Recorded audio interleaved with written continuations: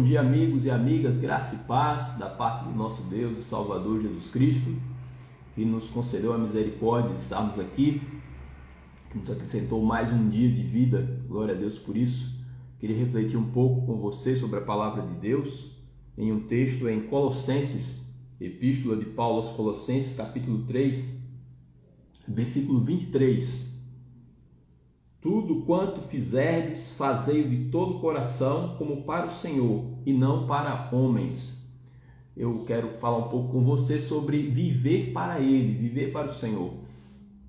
Então, eu e você fomos criados para a glória de Deus e devemos cumprir, não é, essa função para a qual eu e você fomos moldados, né? Glorificar o nome do Senhor.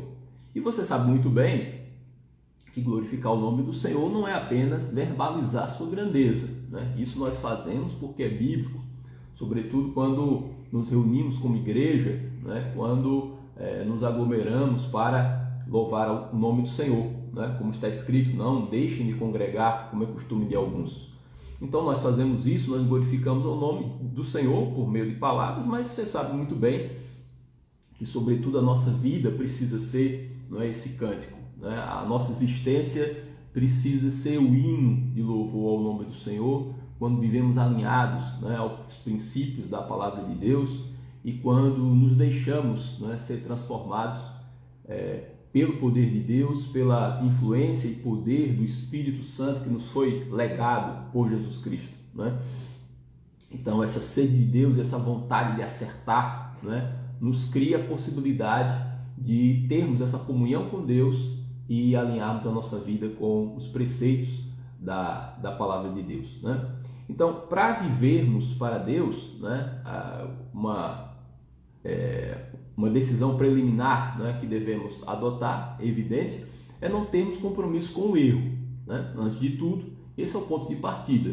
Não teremos uma vida que agrada a Deus se nós não fizermos, né, as escolhas corretas, né, no sentido de abraçar a palavra de Deus, né, e limpar essa ilha da nossa vida, né, retirar esses cargos e abrolhos do nosso coração, da nossa vida, nos entregarmos completamente para Ele em arrependimento, né? O nome disso é arrependimento, o nome disso é entrega para Cristo, como você sabe.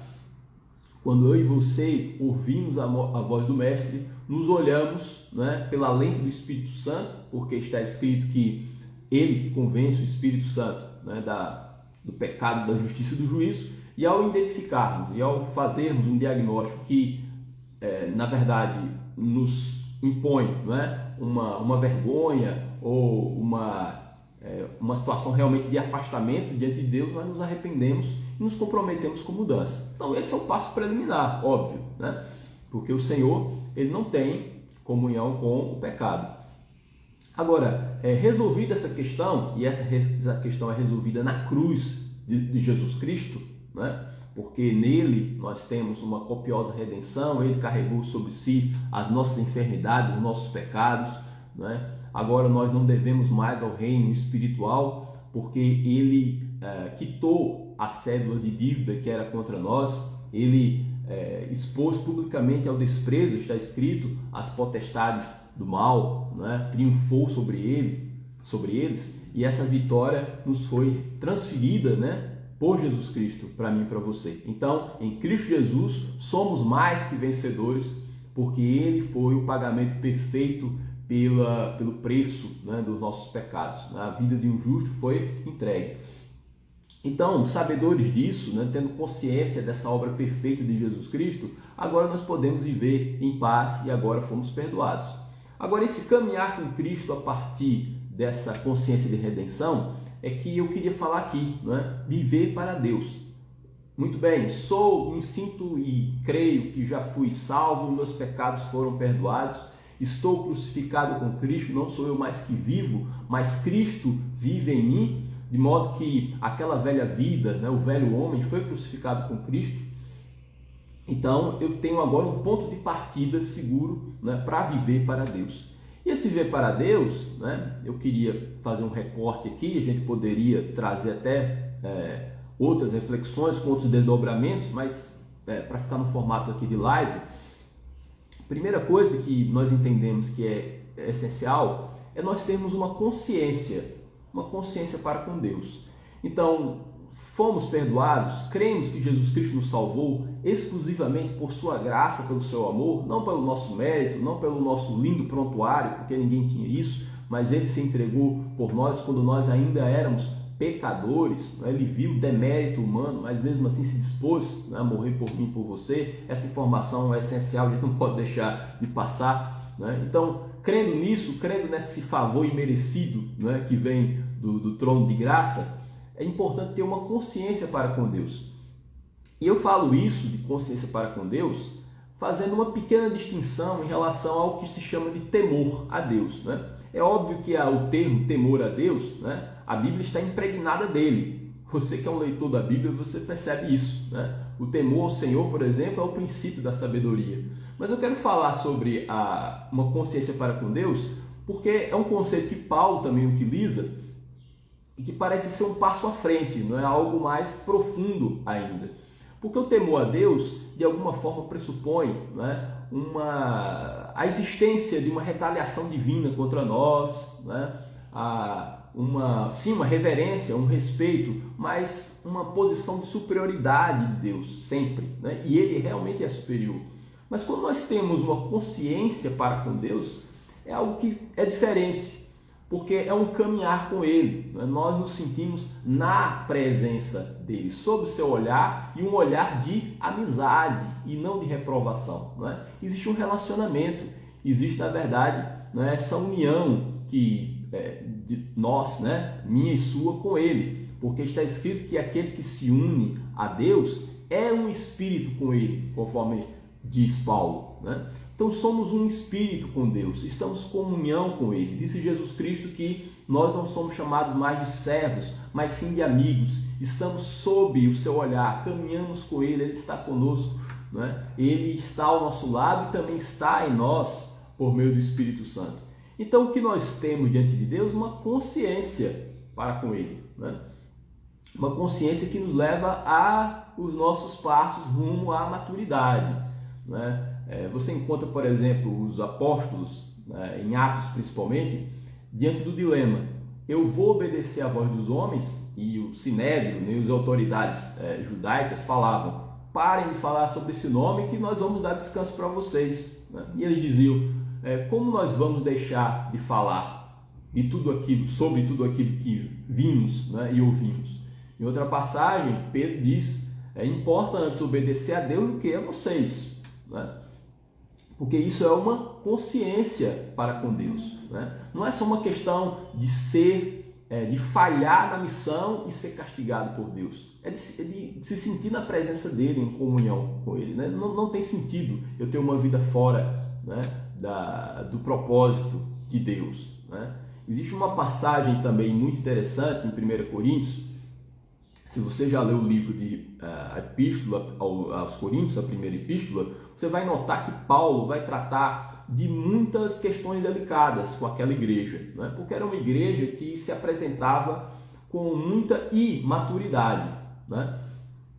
Pecados grosseiros eram cometidos, né? Se bem que não existe pecado suave, né? Mas é um termo que se usa porque, por exemplo, tinham pessoas ali, homens, que tinha um homem em específico, que um jovem, que possuiu, né, a esposa, né, a madrasta, teve relações sexuais com a madrasta, né? Eles, por exemplo, não tinham nenhum respeito durante a ceia do Senhor, né? Um atropelava o outro porque eles chegavam com fome lá, né? E quem chegava primeiro levava, né? Então, irmãos que levavam outro irmão à justiça no lugar de tentarem resolver, né, com o diálogo. E apesar disso, né, ali afloravam os dons espirituais, apesar de toda essa imaturidade deles. E Paulo, uma das questões que ele trata, e ele defendendo seu apostolado, ele fala: olha, eu tinha o direito, né, assim como Barnabé, meu companheiro de missão, de obter o meu sustento pastoral, porque está escrito, né, não ate a boca do boi enquanto ele pisa o trigo, né? Então, se eu dei coisas espirituais, se por meio do Senhor Jesus eu trouxe a vocês coisas espirituais, não seria demais que eu colhesse coisas materiais. Ele começa a explicar isso no capítulo 9. Mas ele depois disse, olha, mas eu renuncio todos esses direitos, eu renuncio meu sustento, eu renuncio, né, qualquer doação de vocês, para que fique realmente registrado que eu faço não por interesse, mas pelo meu compromisso, por causa da minha consciência para com Deus. Então repare, era uma igreja que era imatura, era uma igreja que também havia nela, né, infiltração de pessoas, né, que também queriam as prerrogativas apostólicas, né, que se colocavam também como apóstolo. E Paulo colocou essa linha de corte. Ele falou, veja o que é um verdadeiro apóstolo. O meu compromisso não é com o que vocês podem dar, né? Não é com sustento, não é com o amparo material que vocês podem me dar, mas o meu compromisso, antes de tudo, é com o Senhor Jesus Cristo, né? Então ele tinha uma consciência para com Deus a ponto de, mesmo não sendo pecaminoso, muito pelo contrário, sendo biblicamente sustentável, né, ele afirmar que sim, ele deveria ser sustentado, por causa da sua consciência para com Deus e porque ele queria dar um passo à frente, né, rumo, né, a um alinhamento perfeito ao modelo de Jesus Cristo. Ele falou, eu renuncio tudo isso aí e vou pregar o Evangelho de graça para vocês, para que isso sirva de exemplo, né, para que fique registrado que o meu compromisso, antes de tudo, é com o Senhor Jesus Cristo. Isso se chama consciência para com Deus. Precisamos resgatar isso, porque não é o olhar humano, não importa a mim e a você o olhar humano e a nota que as pessoas vão nos dar, mas sim a nossa consciência para com Deus, porque Deus vê o nosso coração, Deus vê o nosso interior, e isso importa, e isso é o mais importante, né? Todas as coisas estão descobertas e patentes aos olhos daquele a quem temos que prestar contas, conforme está escrito em Hebreus, né? Lembre-se das escolhas do Senhor na história. O Senhor sempre escolheu a partir de uma análise do nosso coração, né? Isso é muito importante, como aconteceu com Davi, no exemplo mais conhecido, né? Ele viu o coração de Davi. E eu e você com maior razão, né? Nós que temos agora, vivemos, né, na dispensação do Espírito Santo, ele que agora habita em nós, né? Não apenas nos visita, mas realmente nos move, e quando damos espaço para isso, quanto mais buscamos, né, mais somos mobilizados, né, por esse poder em nós. Então temos uma consciência para com Deus. Vamos além do simples temor, né? Não são apenas os marcos que Deus coloca, né? Os marcos éticos que Deus coloca na nossa vida e que nós não devemos ultrapassar, né? Não existe uma cerca que eu possa ir até o máximo possível longe de Deus sem que aí ele possa me castigar. Não, o nosso objetivo é cada vez mais entrar para o centro da vontade de Deus, é nos aproximarmos dele, né? Então a questão do pecado, do castigo e etc., né, isso se torna algo realmente secundário, não é isso que nos move, né? É o nosso amor a Jesus Cristo, é a nossa consciência para com Ele. Além disso, de uma consciência para com Deus, né, para vivermos para Ele, também é importante entender que esse viver para Ele nos traz liberdade. Isso é um fator muito importante para que vivamos melhor, porque é fácil, né, eu e você cairmos, né, na cilada de nos apresentarmos de acordo com o conceito que os outros esperam, né, que os outros formam, né, a nosso respeito. Veja, tanto o conceito negativo como o conceito positivo pode servir de casca de banana para mim e para você. O conceito negativo, quando os homens nos avaliam mal, pode fazer com que eu e você tentemos suplantar essa opinião ruim, né? E aí fazemos nossos malabarismos, né? Como eu posso ser aceito? Como eu posso ser melhor recebido e reconhecido? Não, isso aí em si já é um grande problema, porque Jesus Cristo fala, né, e ele diz aos fariseus, né? Olha, Deus conhece vocês querem se justificar, né? Mas entendam que tudo que é elevado entre os homens é abominação para Deus. Isso está no Evangelho de Lucas. Então nós não procuramos esse tipo de aplauso humano, né? Ser reconhecido. Mas também é verdade que não apenas o conceito negativo, quando alguém diz alguma coisa sobre você que a Bíblia não diz, né? Isso não pode ser um fator de abatimento do nosso espírito, precisamos nos livrar disso, se bem que muitas vezes uma avaliação negativa precisa ser considerada. Do contrário, seremos presunçosos e prepotentes, né? Às vezes, quando alguém tem coragem de nos dizer a verdade e essa verdade nos desagrada, é uma correção, né, indireta de Deus, que nos ajuda. Então é importante estarmos atentos. Mas jamais vamos ser o que as pessoas dizem que somos, porque a palavra de Deus nos propõe algo muito melhor que isso, né? O Evangelho de Jesus Cristo nos abre, né, um leque extenso de possibilidades, né? Então nós não devemos nos ater aos nossos erros e nem à avaliação dos outros quando essa é negativa, porque nós podemos suplantar essa nota, né, ruim que os outros nos dão, né? Nós não estamos condenados pela opinião dos outros. E isso tem um especial impacto quando essa opinião, quando essa nota, vamos dizer assim, dos outros é de alguém muito próximo, né? Sobretudo os pais, né? Isso pode trazer uma marca muito negativa. Mas Cristo nos libertou. Para a liberdade foi que Cristo nos libertou, conforme está escrito em Gálatas. Então, esses grilhões emocionais também foram rompidos em Jesus Cristo. Temos uma vida nova e uma vida nova mesmo. Então não precisamos mais estar atrelados, né, a esse cartaz, né, manchado que as pessoas colocaram e dizem que somos nós. Então nós podemos ir além disso, né? Mas além do conceito negativo, existe também o conceito positivo. Por exemplo, o elogio ele pode ser um problema para mim e para você quando nós não temos essa consciência para com Deus e essa liberdade em Jesus. Como assim?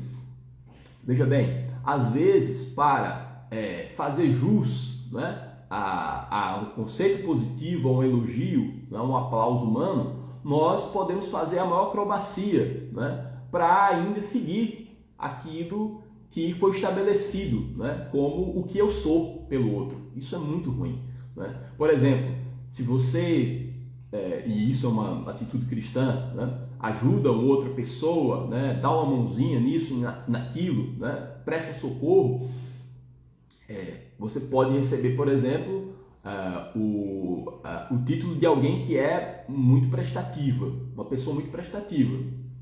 José é prestativo, Jean, você é prestativo. E aí, porque existe esse elogio, esse conceito, você vai se esborrachar para tentar ser aquilo que a pessoa diz que você é. Então isso também retira a nossa liberdade. Por que agimos assim, né, ou de outro modo? Por que escolhemos o caminho A, B ou C? Ora, por causa da nossa consciência para com Deus e porque somos livres para fazer a vontade de Deus. E não porque temos uma expectativa, né, de que se confirme no elogio, de que se confirme um conceito positivo a nosso respeito. E daí a conexão com o texto que nós lemos aqui, né? Tudo quanto fizerdes, fazei de todo o coração como para o Senhor e não para os homens. E não para os homens. Então, aos homens nós devemos amor, como disse Paulo, né? Não devemos dever coisa alguma senão o amor. Isso sim.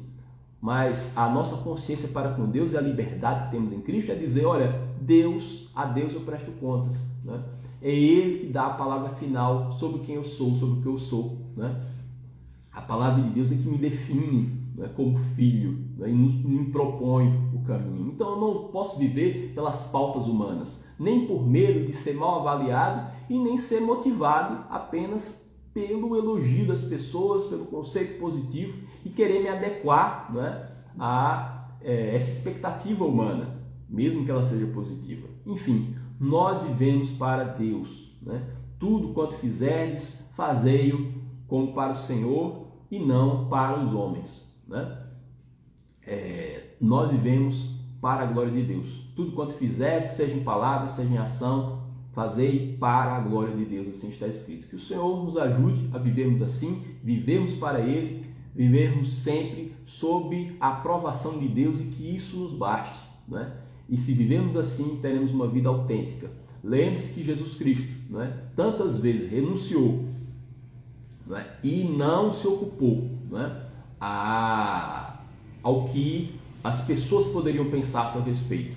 O seu encontro com a mulher samaritana, que foi altamente comprometedor, né, um homem, um rabino sobretudo, falando com uma mulher estrangeira de um povo inimigo, né, que eram os samaritanos. Ele, quando foi homenageado por uma mulher, né, de má nota, uma mulher de má fama, e essa mulher lavava os seus pés com lágrimas e acariciava com seus cabelos, né? Quer dizer, o falatório foi geral, mas ele teve mais preocupação em ser misericordioso e aceitar o arrependimento daquela mulher e a sua pequena homenagem, do que se resguardar, né, das más línguas, né, e das opiniões alheias, né? Como também quando ele comeu com os pecadores, né, e foi, né, o maior bafafá entre os fariseus, os saduceus e os religiosos do seu tempo. Então Jesus Cristo, ele não se preocupava com isso. O seu objetivo maior era cumprir a sua missão e agradar a Deus. Jesus Cristo é o nosso modelo. Vamos viver como ele, vamos mirar nesse modelo absoluto de vida, né, que é o Senhor Jesus Cristo, e aí sim poderemos viver para Deus, termos liberdade e termos uma consciência para com Deus.